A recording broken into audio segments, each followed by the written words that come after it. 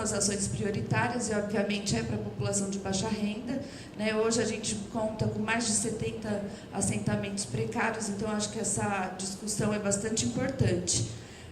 Inserir também um artigo que defina quais são os instrumentos básicos dessa política de habitação, porque lá ainda não apresenta isso, e algumas outras políticas já apresentam instrumentos básicos. E também inserir um artigo que coloca a lei municipal de habitação de interesse social com esse prazo, porque lá está o plano, né? O plano, na verdade, ele não tem caráter de regulação, né? Ele é só um plano de diretrizes. Então, eu acho que melhor que um plano de habitação de interesse social seria uma lei de habitação de interesse social, também cumprindo aquele prazo de 1 ano, né, como foi proposto. Então, daqui a 1 ano seria necessária a regulamentação de uma lei municipal de habitação de interesse social. E nas disposições gerais e transitórias, né, no artigo 174, inciso 2º, das alíneas, incluir uma linha, né, que seria a lei de habitação de interesse social e não plano de habitação de interesse social, né?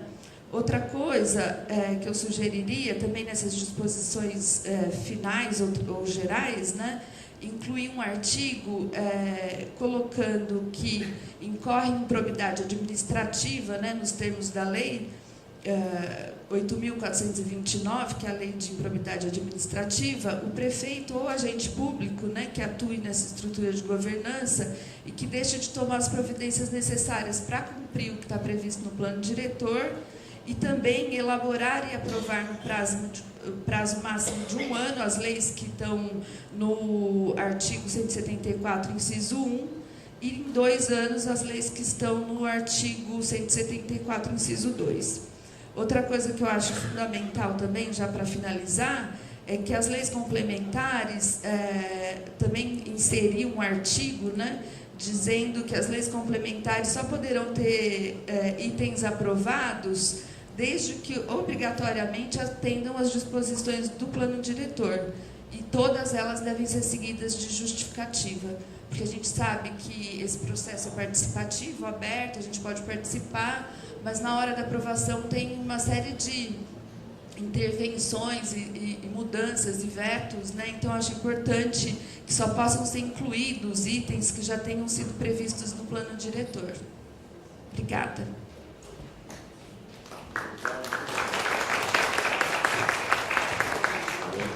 Muito obrigado. Quem é o próximo inscrito?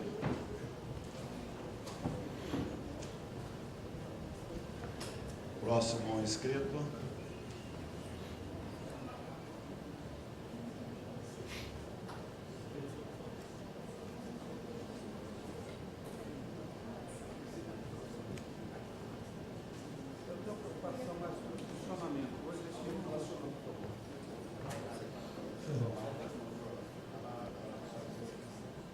A minha preocupação um pouco é o seguinte, aqui ainda é mais uma apresentação, nós não começamos o processo de debate.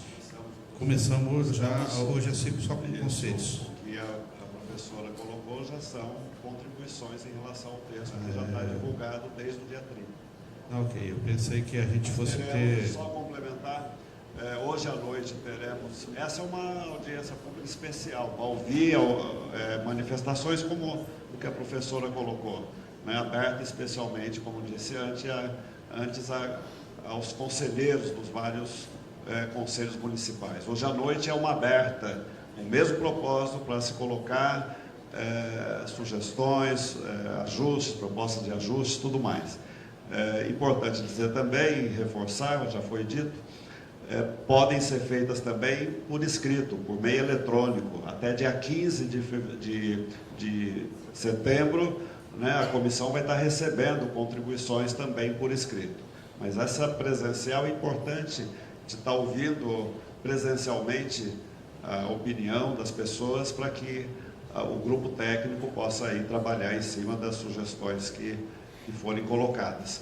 Importante, está lá o e-mail, planodiretor@planejamento.pmrp.com.br. Está no site da prefeitura, como está lá o texto base, já muita gente consultando lá o texto base. Tem o endereço do texto base, que é o endereço da Prefeitura, o site da Prefeitura, está na primeira página do site da Prefeitura.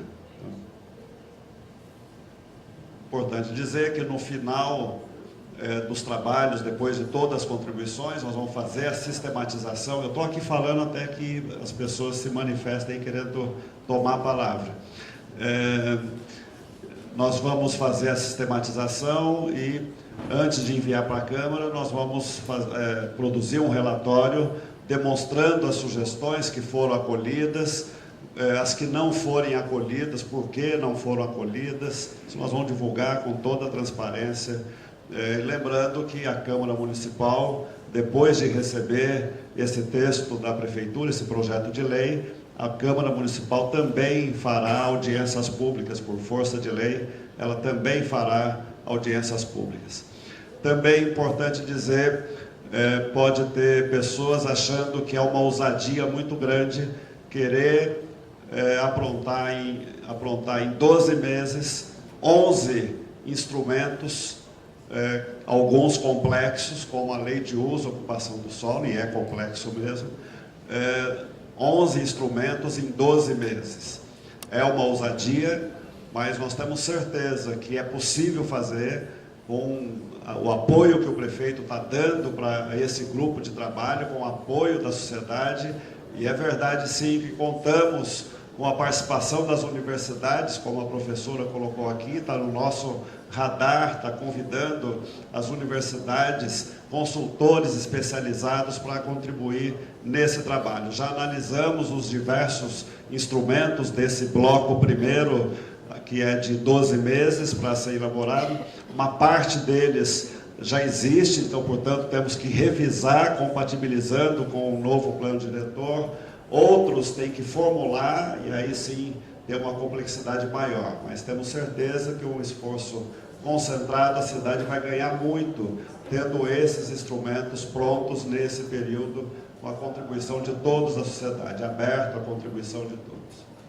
A palavra continua aberta. Eu estou aqui, então está aqui o José Batista, e depois você... Larissa, vem aqui e fala o nome, por favor. José Batista Ferreira, engenheiro, diretor regional de Sinduscom, da indústria da construção civil. Eu quero fazer um depoimento de parabenizar a apresentação inicial e já abrir, que contempla parte do que a gente tem conversado com o município sobre os prazos de se fazer as leis complementares dos planos setoriais. Então isso realmente é um grande avanço, assumir esses prazos que tem sido o grande problema da cidade. Desde 95, as leis foram feitas de forma disfarçadas e há um sofrimento muito grande do setor da indústria da construção civil nesse contexto. Então, eu quero deixar aqui registrado que apresentaremos, na sequência das reuniões, as nossas sugestões nas outras audiências, né? E, claro, manifestar a nossa satisfação da forma e já o início de assumir compromissos com as leis complementares, que são as nossas preocupações. É isso.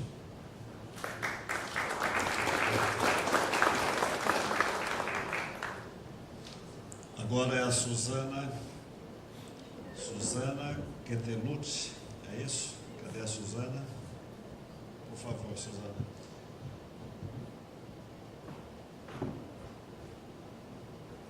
Suzana representa a SAJAR, Sociedade de Amigos do Jardim Recreio e do Conseg Sudoeste. Certo?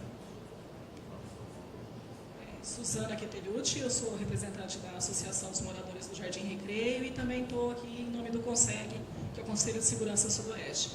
Bom, na realidade, eu queria parabenizar, porque essa iniciativa faz muito tempo que já está para ser feita e a gente sempre vê patinando, esse plano diretor não vai adiante.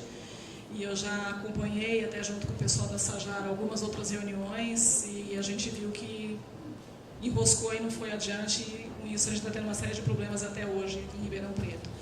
Mas a minha dúvida, ela é mais pertinente ao que vem depois da aprovação do plano diretor, que são exatamente as leis que são atreladas a ele, né? E a nossa preocupação maior são exatamente essas leis, porque a gente tem o direcionamento pelo plano, e muitas vezes as leis que vão vir atrelado a eles, que é o parcelamento de uso do solo, a lei de meio ambiente, elas acabam não sendo tão claras com relação às áreas de uso do solo, por exemplo. Então, a gente vê algumas zonas de conflito, e a gente chegou a ver isso nas leis anteriores, e isso ocasionou uma série de problemas de ocupação e uso do solo aqui em Ribeirão Preto.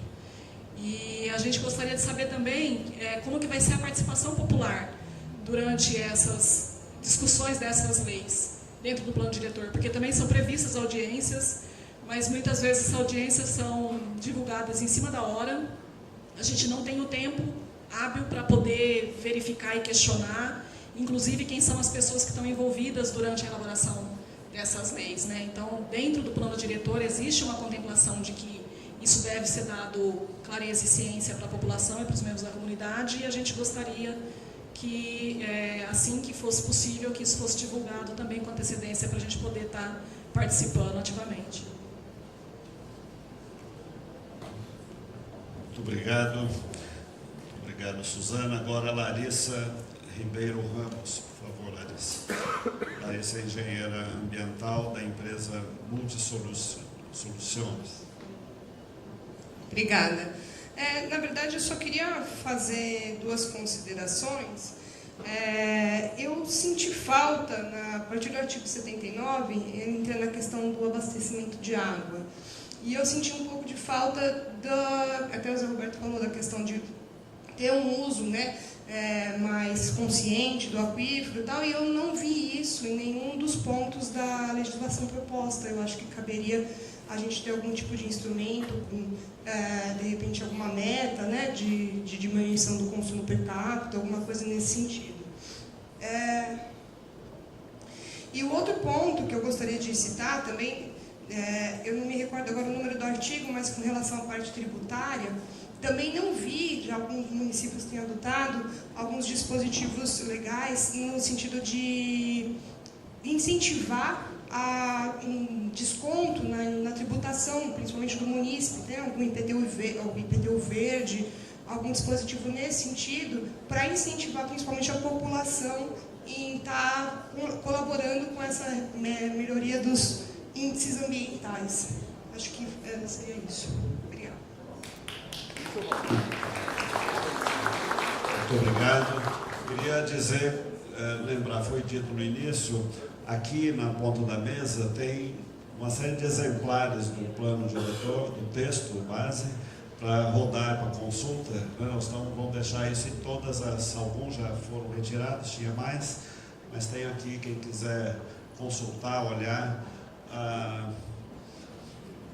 Então, por favor, fique à vontade para pegar e consultar aqui os texto base do plano diretor. Vou chamar aqui agora a Adriana Braga. Adriana é do Conselho de Moradia Popular.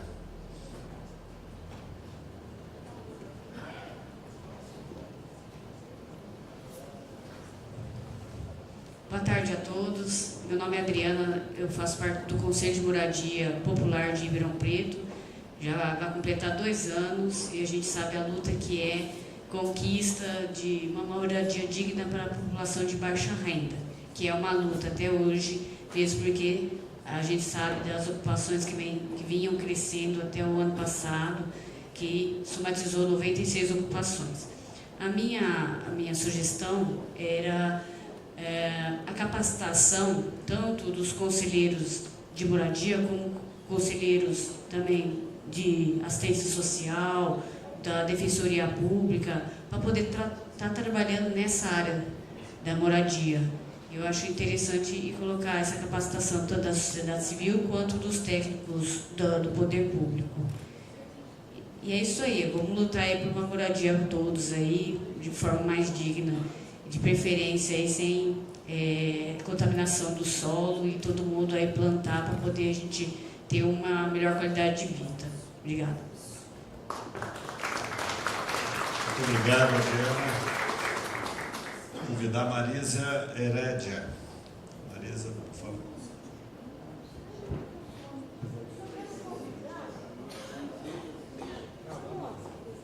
Só sinto falta e eu gostaria de ver a explanação da questão de resíduos sólidos. Rapidamente. Porque essa é uma questão que nos incomoda muito, ver o que vocês estão prevendo em termos de resolução dos resíduos sólidos, seja entulho, seja através de coleta seletiva, etc. Muito obrigado. Continuam abertas as inscrições.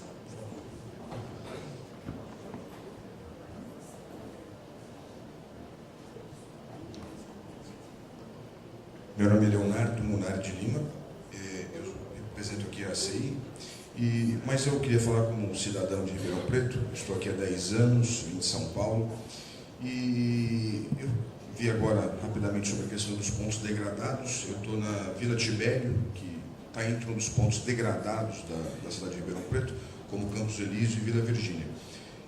Como a nossa colega engenheira falou, na verdade, no plano diretor, olhei rapidamente, e não há nenhum incentivo diretamente para que esses bairros possam realmente ser revitalizados, né, para que haja um incentivo.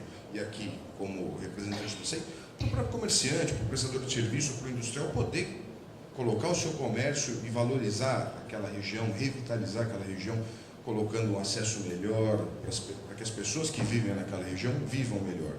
O que a gente nota hoje na prática é que as pessoas estão indo embora desses bairros, estão indo para a Zona Sul, e esses locais estão sendo utilizados por usuários de droga, as casas abandonadas acabam sendo moradia para esse pessoal, e vivo com isso todo dia. Então, acho que seria importante se a gente, já no plano diretor, pudesse contemplar esse tipo de diretriz, né? Para que hajam realmente incentivos, até fiscais, para que os empresários possam levar vida para aquele local.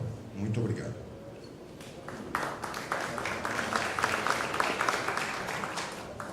Vou convidar aqui a Mônica Jaqueline de Oliveira. É a Mônica? Por favor.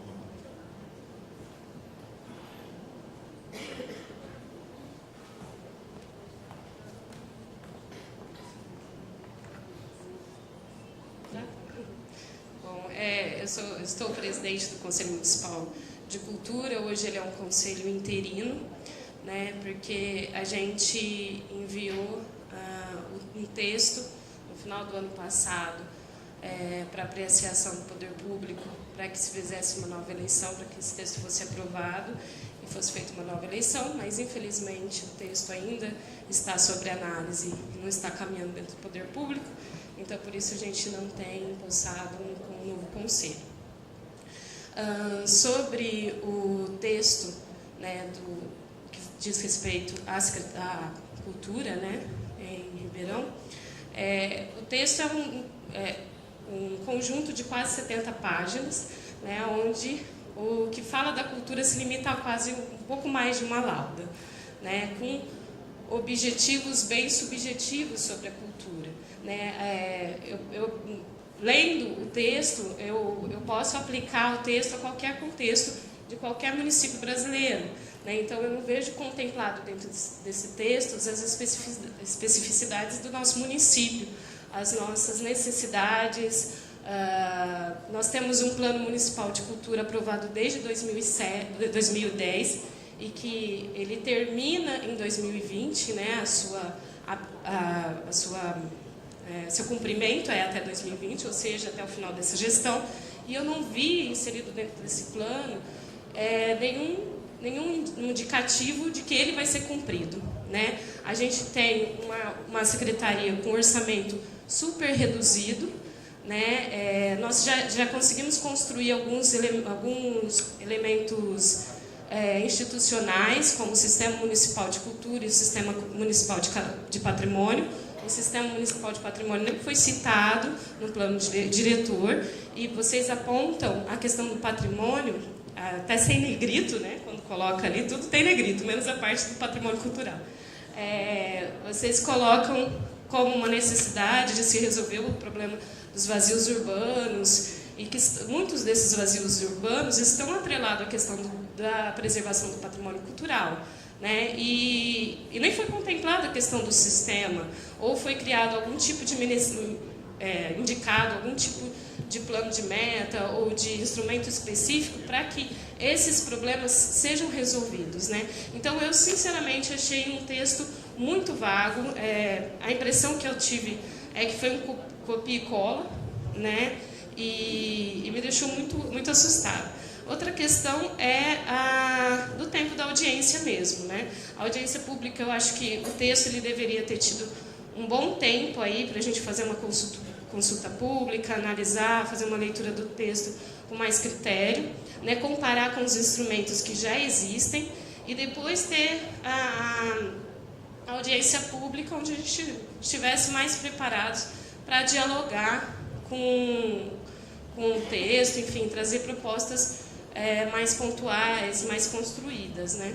Bom, e é isso. Eu acho que até o tempo também da audiência pública ficou bem restrito.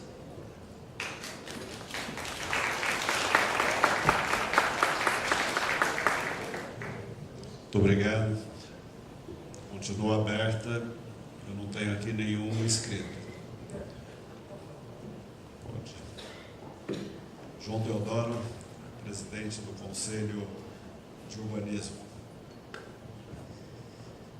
Boa tarde a todos.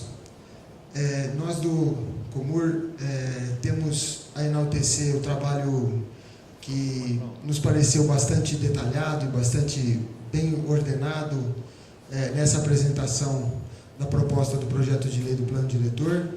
Acredito que temos condições de desenvolver uma legislação realmente que venha a aprimorar os instrumentos que a nossa cidade já tem e que são de vanguarda na realidade das cidades brasileiras. Quero lembrar que Ribeirão Preto organizou o seu parcelamento do solo em 1977, anteriormente à lei federal que regulou o uso e parcelamento do solo, a lei federal 6766.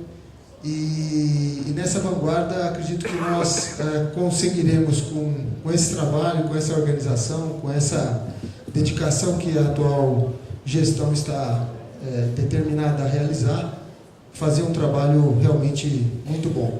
Quero aqui também enaltecer o trabalho que foi apresentado nessa proposta do plano diretor em relação à Zona Leste. Uma proposta corajosa, bem organizada e que retira do debate os aspectos que a gente tem visto muito na base do achismo, na base de manifestações isoladas e sem conhecimento técnico, conhecimento esse que nós já temos suficiente para poder fazer com que o planejamento, a ocupação, a organização da cidade naquela região seja feita de forma bem organizada. Então, parabéns pelo trabalho feito em relação à Zona Leste. E quero também esclarecer que o Conselho Municipal de Urbanismo tem algumas sugestões relativas ao aprimoramento que acreditamos que podemos contribuir no sentido daquilo que foi apresentado inicialmente, basicamente em relação aos instrumentos urbanísticos propostos, e, em especial, em relação a uma questão que consideramos de fundamental importância, tanto quanto as legislações complementares ao plano diretor, que é a obrigatoriedade, a imposição da administração pública a si própria de um cadastramento das suas infraestruturas que possa permitir que os novos empreendimentos, que o crescimento da cidade se dê de forma mais bem organizada, diferentemente do que ocorre hoje, quando nós temos a cada novo processo de parcelamento ou de verticalização, enfim, a cada novo empreendimento, nós precisamos correr atrás de informações que muitas vezes estão desconectadas nos órgãos públicos, informações que muitas vezes não estão corretas, e eu creio que nessa era de informática que nós vivemos, nas condições que nós já temos hoje, é plenamente possível e ágil que nós consigamos fazer o cadastramento e ter as informações das infraestruturas da cidade todas organizadas e distribuídas e plenamente disponíveis para a sociedade. Creio que isso é algo que é de fundamental importância e que faz parte de um melhor planejamento e ordenamento do território urbano. Agradecemos muito a oportunidade e esperamos que realmente consigamos cumprir com o cronograma que o prefeito nos impôs. e até o mês de novembro tenhamos essa legislação aprovada. Muito obrigado. Só dizer que, muito obrigado, dizer que o prazo que nós estabelecemos, o grupo estabeleceu, é antes de novembro encaminhar para a Câmara. O nosso desafio é tentar até final de setembro ter o trabalho de sistematização concluída para encaminhar para a Câmara, para que a Câmara possa ter mais tempo de discutir, fazer mais audiências públicas, além das do Executivo, e quem sabe aprovar até o final desse ano o novo plano diretor. Continuam abertas as palavras, por favor. Meu nome é Amauri, eu estou aqui hoje, Amauri Francisco Lepore. Eu estou aqui hoje pelo Condeno, né? Mas eu sou advogado e também mexo com parcelamento solo. Então, eu queria ver, é só uma sugestão, em primeiro lugar, parabenizar pelo processo que está sendo feito, muito democrático, realmente vem atender os anseios da gente. Mas se não poderia, na seção 10, os programas de reestruturação urbana, no artigo 100, que o setor jurídico, o MASEI, pudesse talvez já prever aquelas necessidades que o município tem hoje.